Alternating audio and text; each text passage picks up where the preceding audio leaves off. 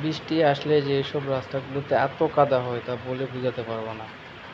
উন্নয়নের দেশে উন্নয়নের রাস্তা দেখতে গিয়ে অনেকেই হোঁচট খেয়ে পিছলে পড়ে যায়। এই হচ্ছে বাংলাদেশের উন্নয়ন।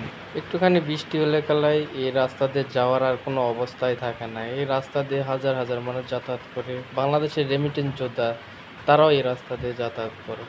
দুই পাশে মাটি, পানি, রাস্তা যে পিচ্ছিল, লাল মাটির রাস্তা না, এমনিতে অনেকেই পিচ্ছিল হয়ে যায়। অনেক কষ্ট করে মানুষ যাতায়াত করে প্রতিদিন।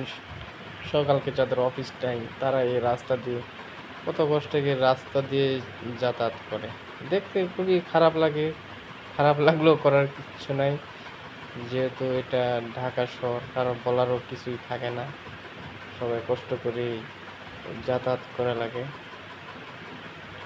শুধু বৃষ্টি আর অনেক সময় রাস্তা একসময় ভালো ছিল, বাট কিছু কাজ করার জন্য এরকম হয়েছে।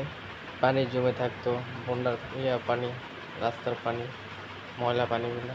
এই জন্য নতুন করে সংস্কার করা হয়েছে রাস্তাগুলো। আবার কিছু কিছু জায়গায় কাজ হয়ে গেছে।